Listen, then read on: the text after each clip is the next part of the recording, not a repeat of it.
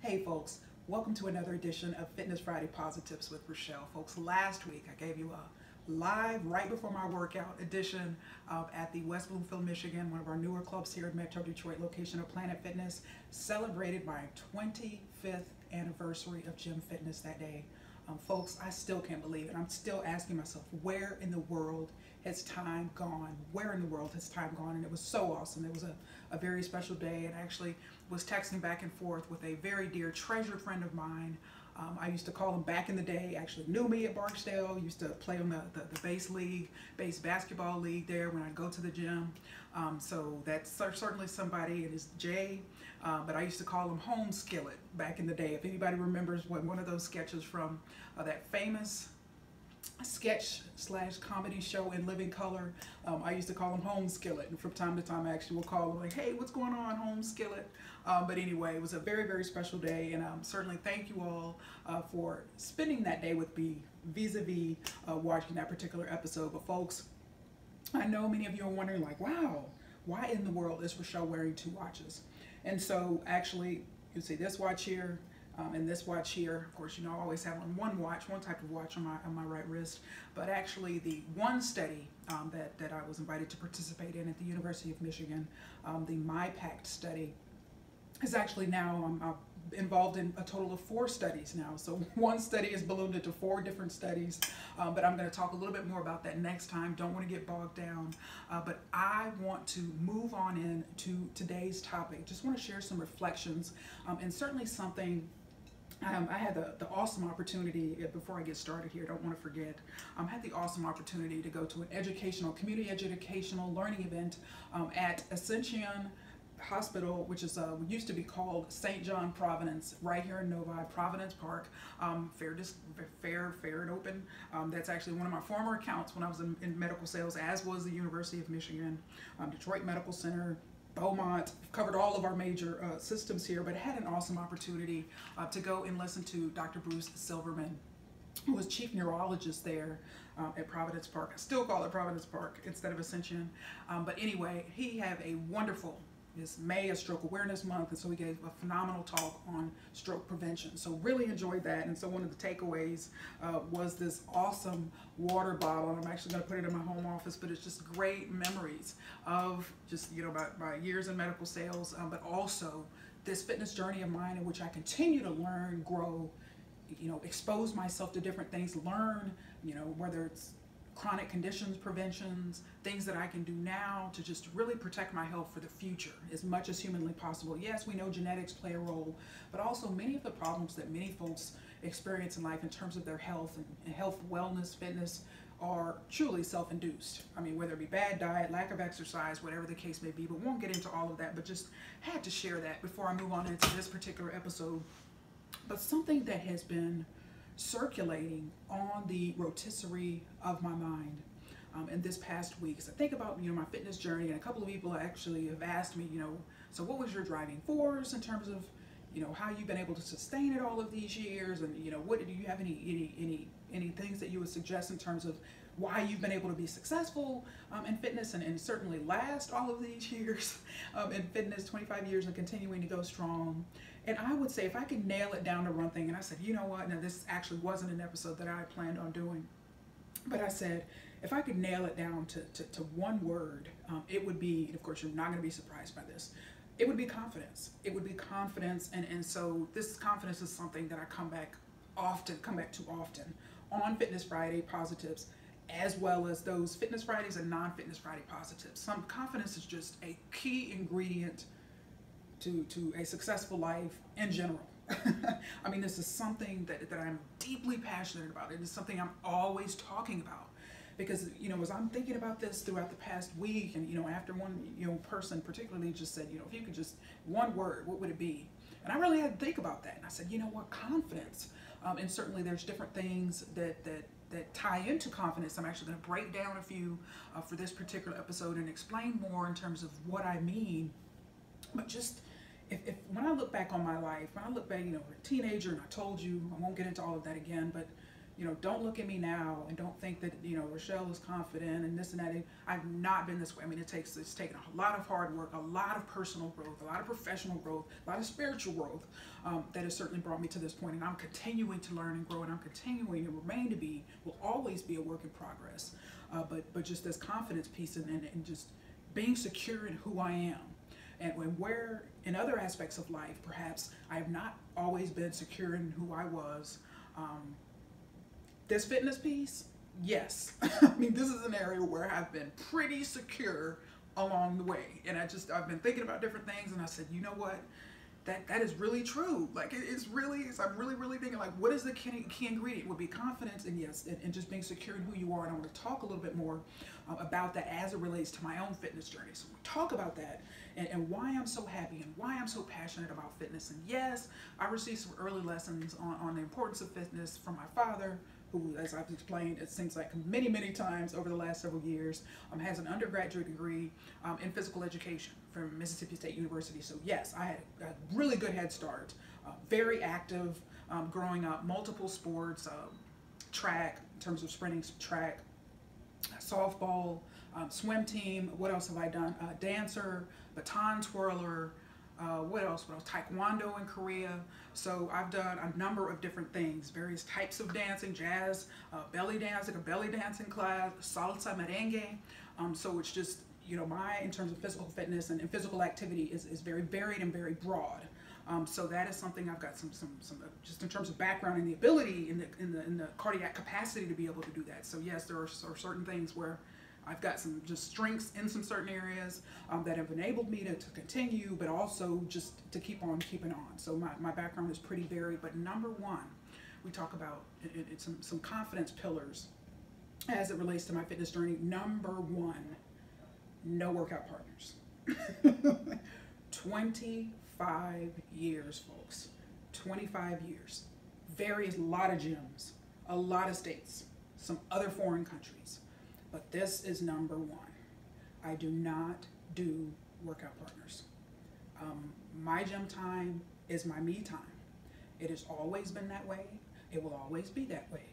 So it's kind of an unspoken rule, but sometimes it's not an unspoken rule where I have to clarify. Like, oh, you want to come to the gym with me? You want to go work out? It's something I've never uttered, and certainly something I never plan to utter. My fitness time, my gym time, is, I start my mornings out with fitness, and just so that time for me is very sacred time. It's my me time, like I said. I get a lot of, just in terms of just thinking and creativity, a lot of creative ideas have been birthed over the years, vis-a-vis during my workouts. I mean, I always carry, I have notepads in my purse, in my car, in my gym bag, and so of course I'm taking notes as well on my phone, but just that time is very important to me, and I don't let anyone encroach upon that time. It's no hard feelings, nothing personal, but I do not do workout partners. You will always see me at a gym and any type of fitness facility by myself. It's always been that way. It will always be that way. I'm very good at taking care of myself and being assertive, in a fitness facility, so that's not an issue. But when I think about, yes, it's easy for me to say I have no workout partners, and it's been 25 years and I've never had a workout partner. I'm really pretty ruthless when it comes to protecting that time in the morning. But I think about, what causes me to do that? What enables me to be able to have that, the number one rule of my fitness journey? And that's confidence. Because if I didn't have any confidence, I would be doing just a whole bunch of stuff I didn't want to be doing, and including, number one, having workout partners and just, you talk about something that would demotivate me instantaneously. That is the thought of workout partners. All right, next, no group fitness classes. In the same vein, 25 years of fitness, never once have I participated in a group fitness class. Because folks, you gotta know yourself. And again, but if you don't have any confidence, if you're insecure and you don't have any confidence, you're gonna be doing a whole bunch of stuff because somebody else wants you to do it, because people ask you to do it, whatever. You're gonna be going all here and there. And I think that's another reason why people fail so often in fitness, is because they're just running around trying to do all these other things, and they have a clear sense of direction and purpose and what they're trying to do and how this is going to fit into their fitness goals and their fitness journey. Just running around doing a whole bunch of stuff. All right, and so this whole group fitness classes, I've observed a few where I'll literally stand outside the classroom, particularly for me from a leadership perspective, but it's important for me, yes, while I've never participated, I've observed, because that's going to, those experiences increase my breadth of knowledge in terms of, yes, group fitness is something that is a complete turn on for me. You may love it. It may work well for you.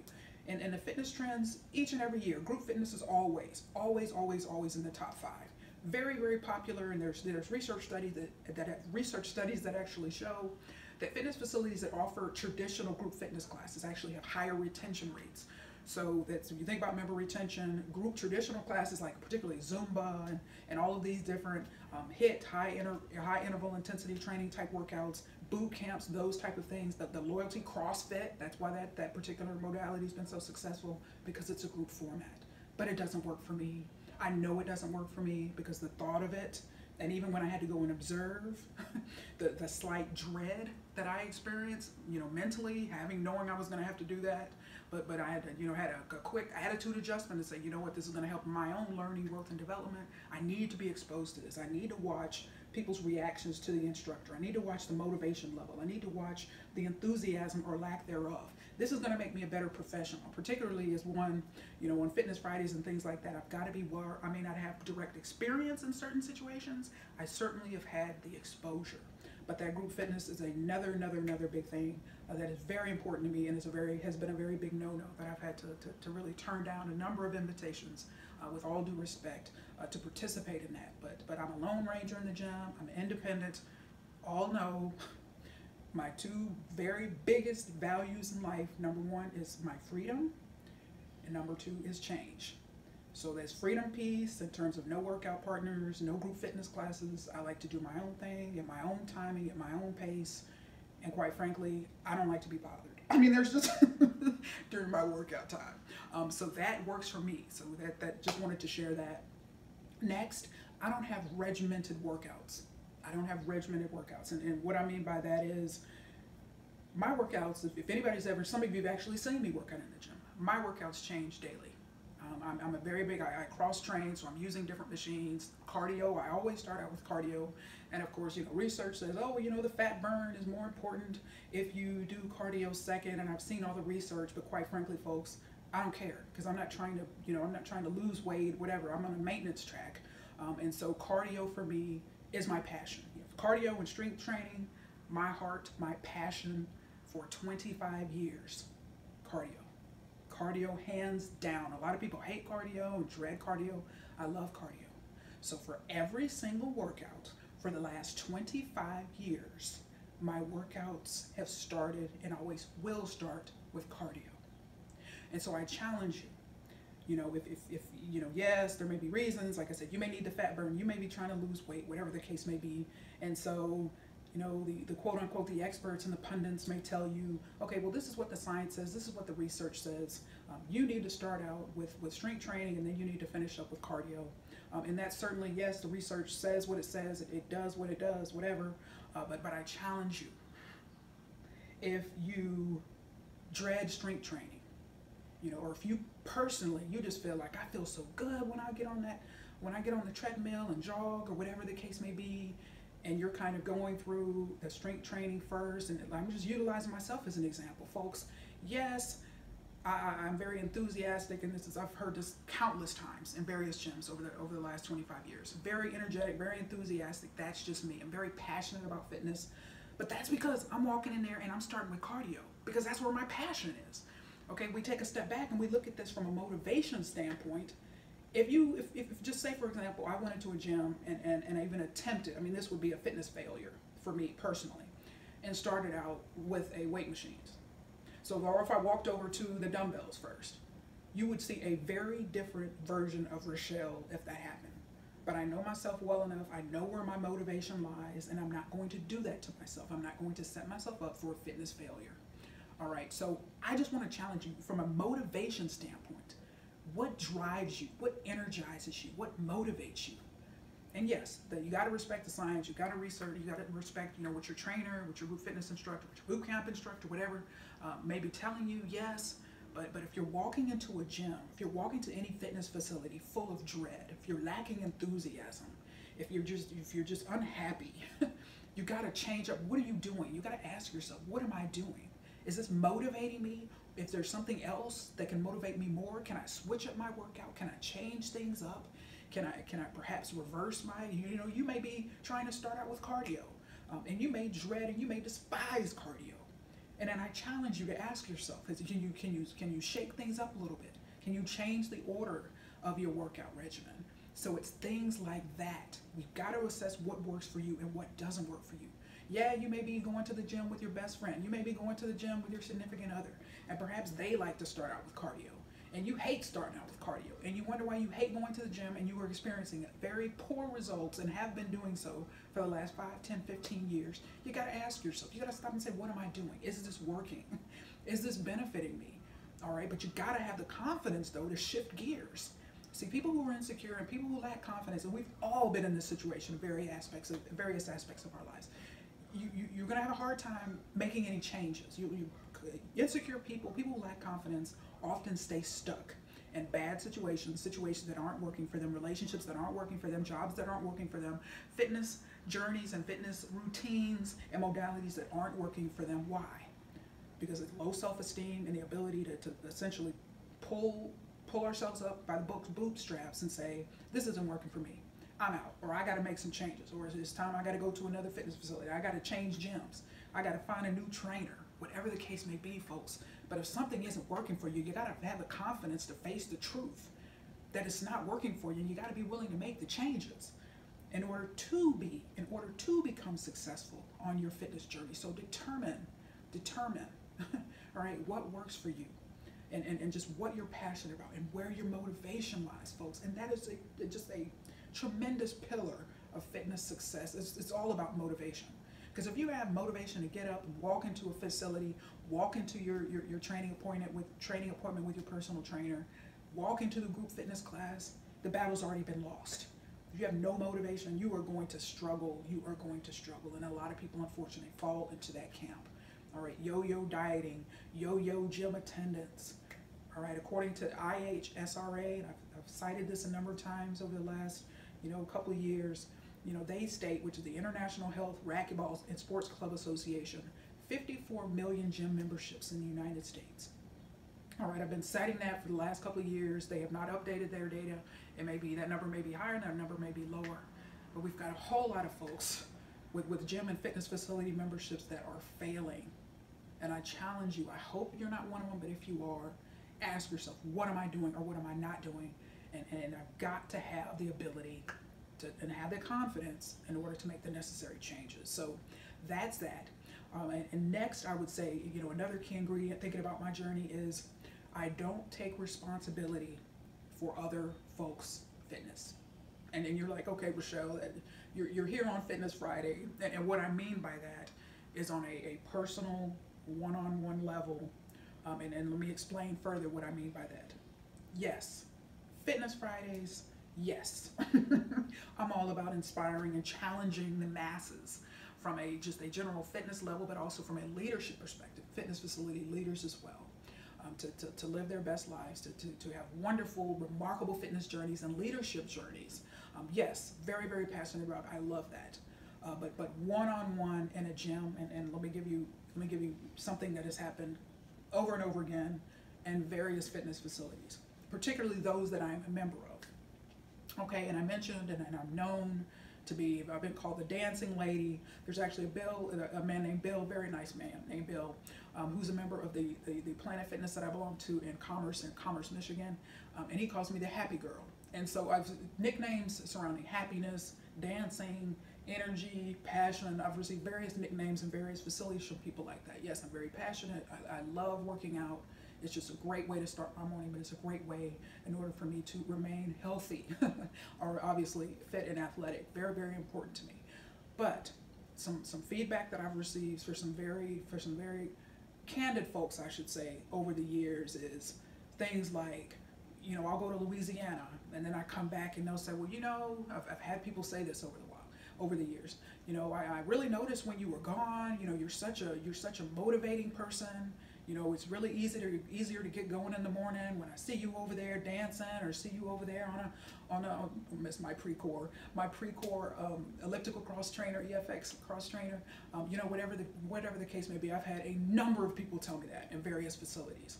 Or, you know what, I really just, I came later in the day the other day, and you weren't here, so I really had a hard time getting moving, and whatever the case may be. Just things around that whole concept of people lacking motivation. And I'm just as one who's an expert in motivation, I would say, you know, on a professional level, I would say that, remember, a lot of people struggle in fitness because of waning motivation, struggling with their motivation. And that's why motivation has to be intrinsic, and that means it comes from within. External, if you're externally motivated, particularly on your fitness journey where you need a coach, and that's wonderful if you do, but I just want you to know what vulnerabilities lie when you're externally motivated from a fitness perspective. If you need the personal trainer, if you need the group fitness instructor, if you need having Rachelle over there on a cardio machine making stuff happen in order for you to get energized and motivated, you are vulnerable. You are going to be, and you are vulnerable on your fitness journey.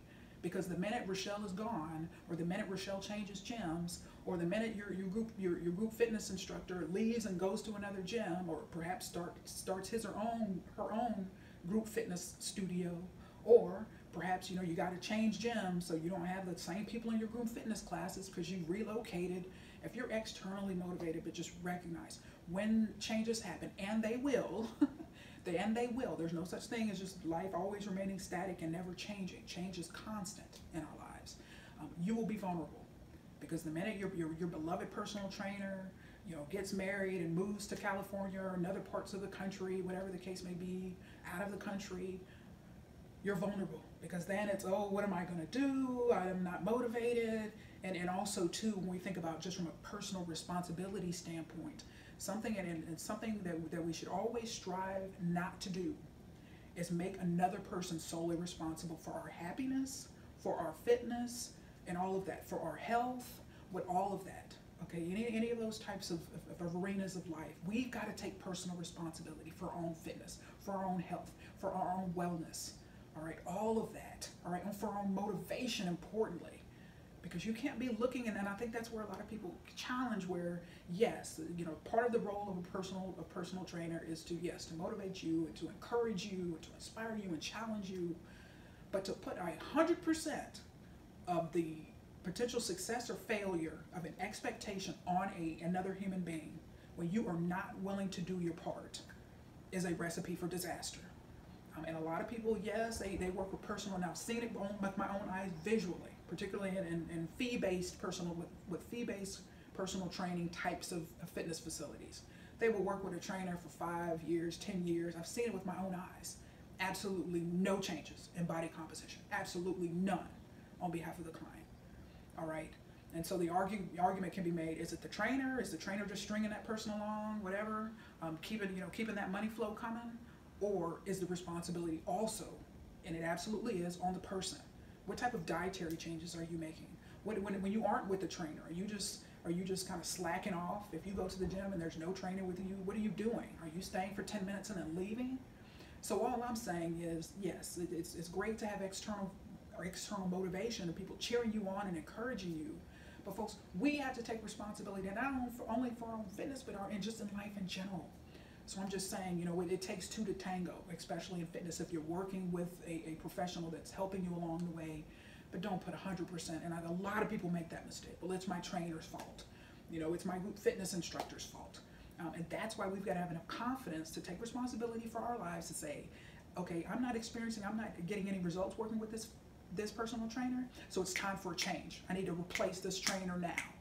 Okay, I've been in this group fitness class, I have zero motivation, I'm just not happy, and I'm not, my health and my wellness and fitness isn't improving, then I need to make a change. I need to find another group fitness class. All right, so, I've been on this diet all this time and whatever, this and that. Okay, well, I need to make a change. Perhaps I need to hire a dietitian, or perhaps if I'm working with one, maybe I need to find another dietitian.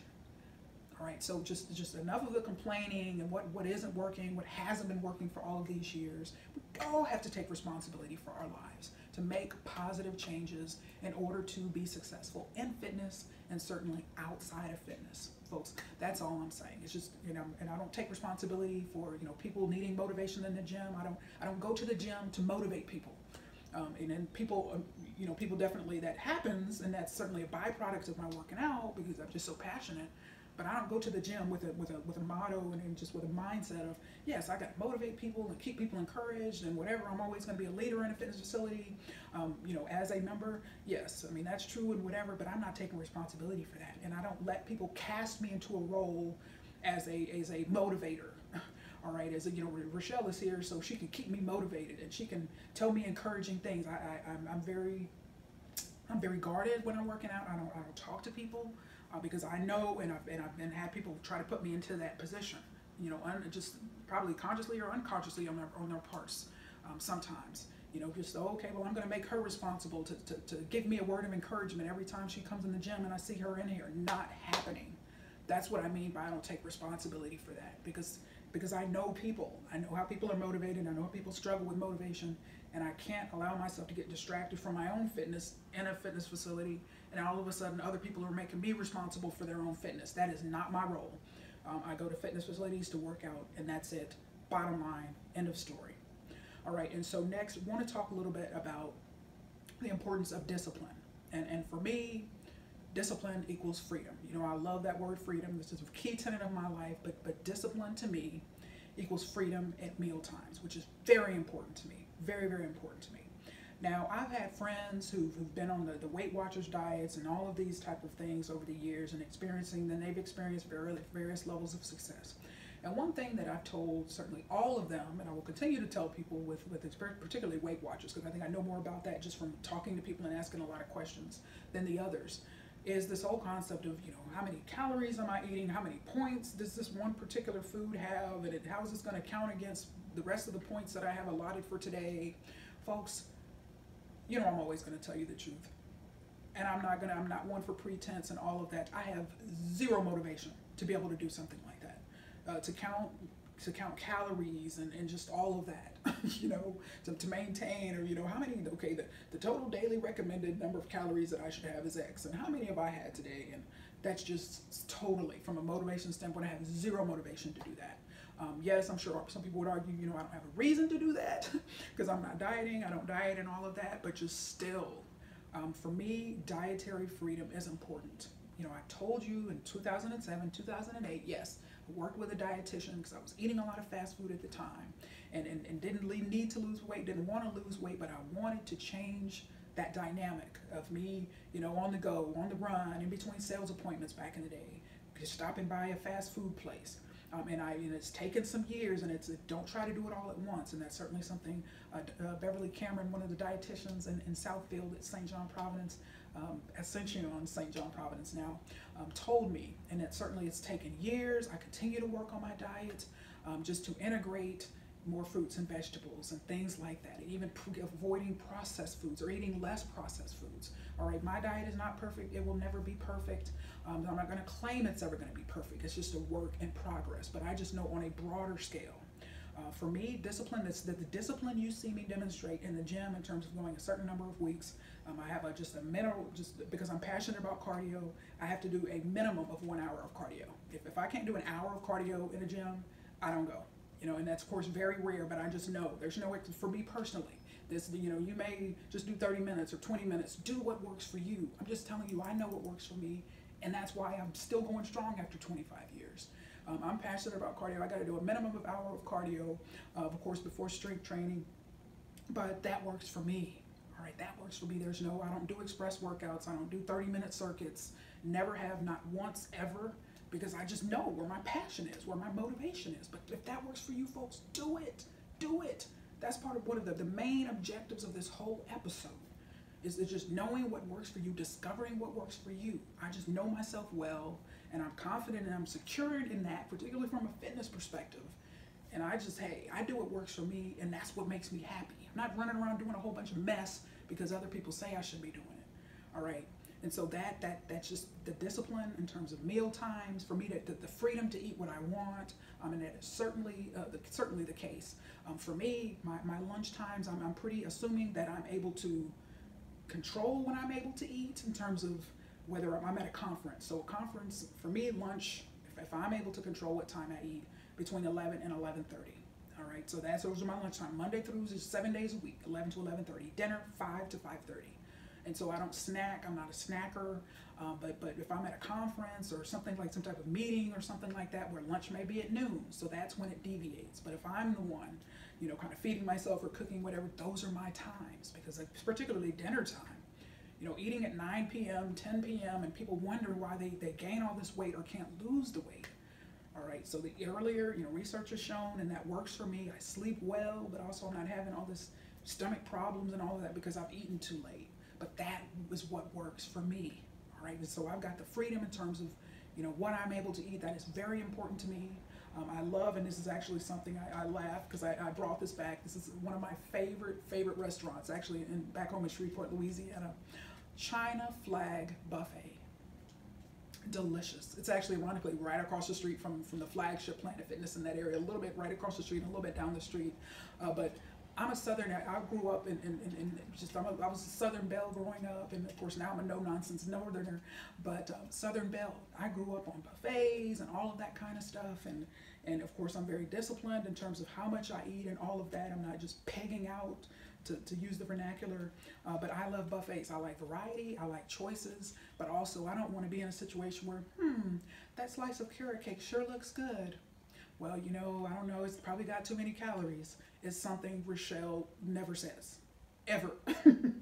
Rachelle wants some chocolate cake, Rachelle's gonna have some chocolate cake. So, whatever the case may be, for me, the discipline that I demonstrate in the gym equals freedom at meal times, and that is just a key value for me, for people who are dieting and who just have kind of more rigid type of mindsets of I've got to have this particular or this many ounces of protein and this many ounces of vegetables, whatever. No, the freedom for me is just the ability to eat whatever I want, and that is very, very important to me. And that's why you see me hitting it hard in the gym a number of days a week, and it has been for the last 25 years. So that's another key pillar when I talk about my fitness journey, and just the confidence to be able to do that, to just, hey, this is what I want, I'm getting ready to have it. Bottom line, this is so important. Another point, and I've highlighted this kind of, it's weaved through this entire episode, is just doing what works for you and avoiding what doesn't. It sounds simple, but a lot of people get caught up in that, and you just got to have the confidence and just the inner security to know what works for you and what doesn't, and just to really kind of follow your heart when it comes to that. Follow your heart and follow your motivation. All right, because you will be tested. You will be tested over and over. And when I talk about knowing what works for you and knowing what doesn't, when I shared some highlights from my fitness journey, and I just told you about the disastrous experience I had celebrating my 21st fitness anniversary in Livonia, Michigan, doing a 5K. And it was outside of Stevenson High School, and I'll never forget, that was an absolute disaster. So you had the paid group of people, then you had the free group. So I was in the free group because I was not going to pay to do, a run outside. And so, but anyway, it was rough. I learned a hard lesson. Like, I'm a sprinter. I'm not a distance runner. It was the weather. It was the humidity was high, and it was just unbearably hot. And I was not dressed or prepared or anything like that. So I learned that lesson, and so I turned down all opportunities. Now, running 3 miles on the treadmill inside of a fitness facility, a climate control facility, absolutely could do that. There were 5Ks inside of a gym. Yes, I could do it, but running outside, it was hot, whatever, just was not a good situation. So think about what went through my mind when I received this email on May 15th, folks. And let me just read it to you quickly. You're invited to join Runner's World. Hi, Rachelle. Aren't we lucky we get to run? No. That's what I kept thinking last time I was out there. It was one of those magic days when I felt so strong, happy, and healthy that it reminded me, as the runner-in-chief of Runner's World, why I want to share that feeling with everyone I can. So I'm reaching out to introduce you to Runner's World Plus, our new membership program loaded with all the tools, advice, and motivation you need to make every run great, even if you've never run a step before. There's quite simply nothing like that mid-run high. Not. For more than 50 years, we have been helping runners feel it, but never with an offer like this. For less than $5 a month, here's everything you get with Runner's World. Two coach-created training plans for any goal, from a Boston qualifier to your first steps, unlimited digital access to runnersworld.com, an annual print subscription, direct expert advice from editors and our Runner's World coach, deals on gear from the brands we love, exclusive access to events, and so much more. If you're ready to take the first step to reach your next finish line, join now. We'll be here to make sure you get there healthier, stronger, and faster. Join now. Runner-in-Chief, Jeff Dengate. So I actually saved this message because I knew I was going to read it on this episode, but you can see my finger stroke right now. Delete. Not interested. So folks, you are going to be tested along your fitness journey. With you may despise doing certain things. You may despise doing modalities.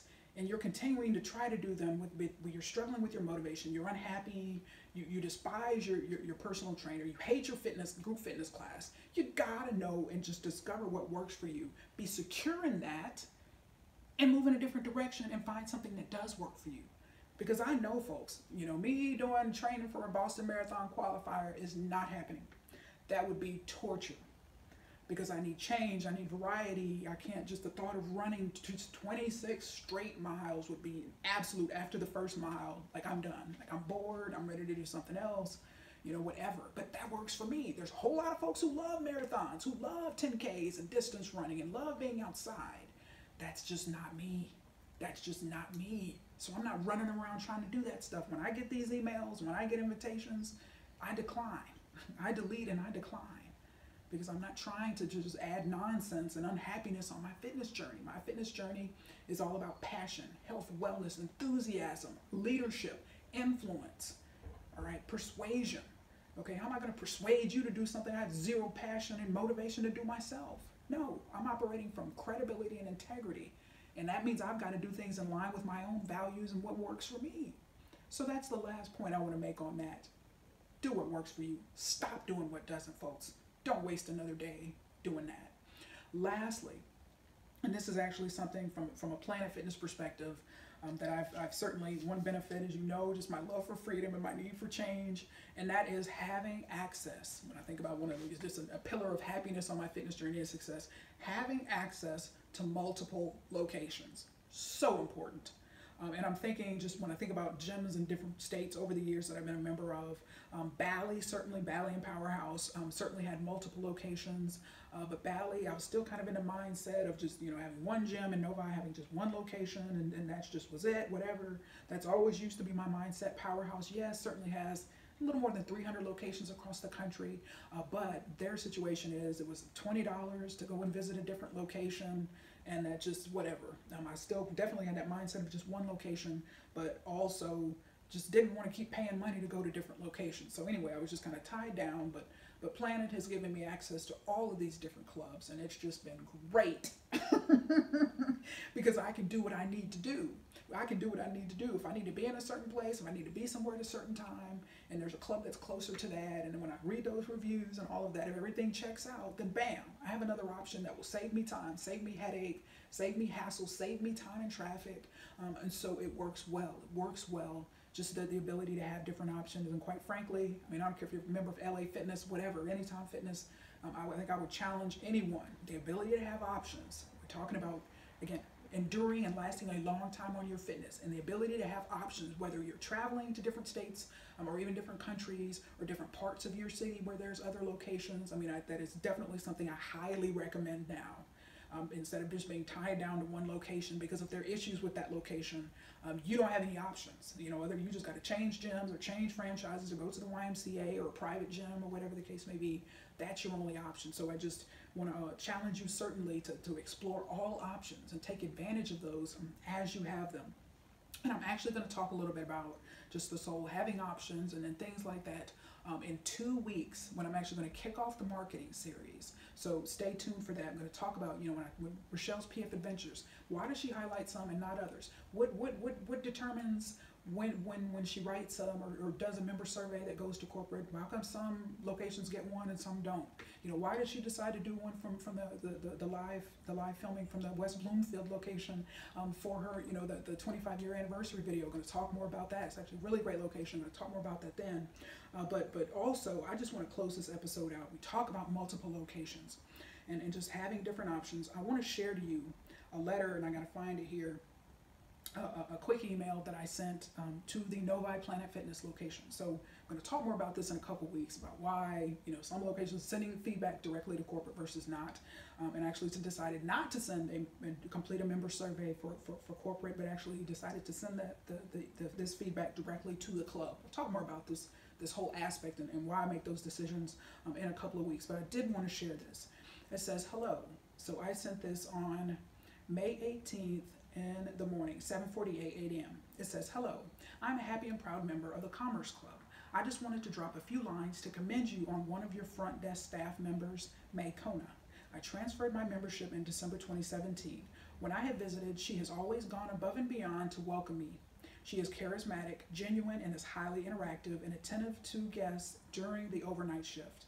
Her hospitality is noteworthy, and I'd be remiss not to recommend her. Also, speaking of hospitality, I visited the Northville Club a long time ago, and Doug was at the front desk. He welcomed me and asked if I wanted a tour of the club.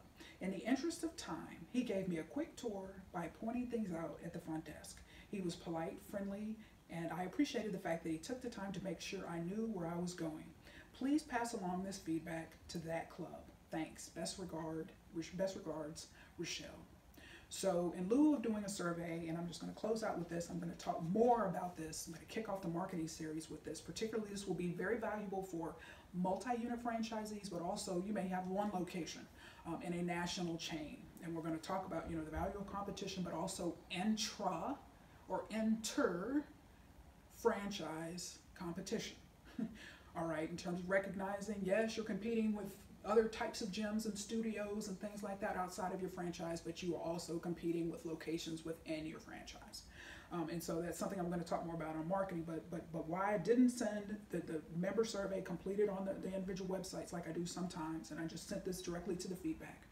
There's two components. When I decide to do a member survey, there's always two areas of frameworks that I'm looking at when it comes to evaluating the facility. People and place. I talked about this in December 2017. Okay, your strengths and weaknesses of a facility, just a gym, whatever, are going to fall into these areas: people and place. Okay, in terms of people, you can look in surveys, member feedback, online, offline, whatever. You will hear people say things like, oh, this place has the friendliest people. Oh, they know me by name. Oh, they're rude. Oh, they play on their phones all day. Oh, they're never attentive. Oh, all they do is talk at the front desk. I mean, and that comes to people. Or, oh, their trainers all have degrees. Oh, their trainers, their classes are awesome. Okay, it stems from the strengths or weaknesses of the people employed or they're in that particular facility. Okay, and then the place. So we've got things like place, such as temperature control. Okay, what is the layout like? What is the parking like? How big is the facility? Is it cramped? Whatever the case may be. So people and place, strengths and weaknesses. There's no such thing as perfection in the world. I'm not perfect. You're not perfect. There's never a perfect facility. So think about those particular areas. And so when I do a survey, I'm looking at some strengths. I want to see some strengths on both sides of that in its very balanced perspective, both sides of the equation. Okay, so for Planet Fitness in particular, okay, one of their key pillars is, in terms of features, is friendly staff. Friendly staff, and then from a place, clean. So, okay, those got to be checks, whatever that's in that. And so a place standpoint, I'm also looking at layout. Just very important. How comfortable is the layout? Okay, when it comes to when I'm actually doing those surveys, one of the questions is, how comfortable are you? Is it not intimidating? Okay, I've been on this journey too long. The whole intimidating factor, that doesn't apply to me. What's comfortable to me is the layout. Okay, and I'm always looking for that when I determine to go to visit a club on a PF Adventure or not. I'm looking for layout problems. I'm looking for people complaining about layout. All right, that's very, very important to me. The temperature, people saying it's hot in here. We're going to talk more about that in a couple weeks. So that's how I make those decisions, and that's how I make those decisions who I'm writing, because when I'm sending that feedback to corporate, that is something I'm taking very, very seriously. So I'm always looking for that. How attentive is the staff, but also just from a play standpoint, what strengths and weaknesses. And so when I think about why I decided to send this directly to the club, you've got, quite frankly, folks, you've got two front desk titans working at both of these clubs. The Novi club with Makona, the Northville club with Doug. I mean, just from a people standpoint, and and the other staff, they're working hard and doing great, but those are two clear outliers, extreme outliers. And so wanted to recognize them. This is something that's been on my mind for a long time, because how do I recognize someone, you got the strengths of the people, but you got weaknesses in place. All right, from the place, from the standpoint of, okay, I transferred my membership from Novi in December 2017. There were some issues there with the place. It's small, and there's a lot of other locations that are much larger, and a larger facility, a well laid out facility is always going to be more comfortable for me. I just know that. And so for me, in terms of recognizing the place, I just couldn't do that. I can only recognize the people. So instead of sending feedback to corporate, I wanted them to receive, the manager hopefully to receive the feedback regarding the strengths of the people. The Novi, transferred my membership, like I said. I did an unexpected Planet Fitness adventure when I was heading to, Thanksgiving morning last year, heading to CVS, and I passed and I saw these cars in the Planet Fitness parking lot, popped on in there and actually worked out unexpectedly that morning, was so happy. And I saw the signs, we're doing renovations coming soon. And quite frankly, I was back in there on, Saturday, May 18th, and those signs are still up. No renovations started, and I just felt so bad for the people, because I know I'm sure, as I would be, like, when is this going to happen? This has been too long, so I couldn't recognize, another reason why I couldn't recognize from a play standpoint, couldn't do the feedback to corporate, because to speak with credibility and integrity, I would have had to point that out on a survey, that this is just, you don't do this to members, to have this dragging out this long. Just my personal and professional thought from a consulting perspective. No, don't do that to your people. So, but also wanted that manager to know, you got a shining star on your front desk. Northville Club, won't get into that. The only club in 25 years, because of that layout, refused to step into again. And so don't want to go into all of that on a survey as well, because that's consulting. I mean, there's just so much wrong in that situation, that's consulting, and I don't do that. I don't play favorites, because that means I need to be giving tips and all of that kind of stuff to all types of facilities that I go to, and I don't do that. Don't play favorites, don't do free consulting and all of that. But that place was extremely weak. Remember, Doug, tremendous job at the front desk, but that place, incredibly weak. I cannot emphasize that enough. That layout needs a ton of help. Bathrooms need a ton of help, needs total remodeling to make the bathrooms more spacious, because if I'm 5'7" and I'm a size 7, I'm lean and I'm athletic, because the bathroom, the shower is so narrow and my butt is touching the wall, that's unacceptable. Because you've got women, particularly at Planet Fitness, that are going to be much larger than me, and what can they do in a shower situation like this, where I'm lean and my butt's touching the wall because it's so narrow? What's a much bigger woman, with all due respect, going to do in a situation like this? Just unacceptable. So couldn't, from a play standpoint, couldn't do that, but did not allow that to blur my vision, to cloud my vision of the strength of Doug, killing it at the front desk, the strength of Makona, killing it at the front desk in the Novi location. So that's a challenge that I face. It's been on my mind for a while. How do I handle this? But I'm glad that I've handled it, found a solution, send the feedback directly to the club, asked the Novi club to pass along that feedback on Doug, because my feedback on just the Northville club would not be pretty because of the place. But just pass along this feedback on this wonderful person you got at the front desk. So folks, you're going to face challenges on your journey. This was a big challenge. Like, how do you recognize people and never face a situation like that? Because there's got to be the strengths of people in place in order to get formal recognition. I don't play favorites. I'm not doing that. That is what it is. Got to be fair to everybody. And so that's a situation, a challenge that I faced, that I've handled, that I'm proud of for folks. I just wanted to share a few thoughts on my journey and how I've been successful, why I remain passionate and enthusiastic, but also I continue to learn, grow, and develop as a leader as I'm faced with challenges. And how do I face certain challenges along the way in terms of recognizing people and not recognizing people, and how do I recognize people, whatever. Remain fair and objective, and don't always do the right thing. That's always my goal, folks. But next time, actually going to have one episode on fitness trends, talk about technology. You see, I told you my one study as a healthy volunteer for a clinical trial at the University of Michigan is now turned into 4. 3 are ongoing studies, 1 study is already completed, and so I'm being tracked buy two different wearables now. It's just interesting, and that's why I'm saying from a confidence and security standpoint, you got to know who you are when you're being tracked all day, night like this, because it has changed absolutely. Knowing I'm being tracked has changed absolutely nothing. You know, I'm not deciding that, okay, well, I should be more, go out and walk 2 miles in the evening because I'm being tracked and they're monitoring my activity level.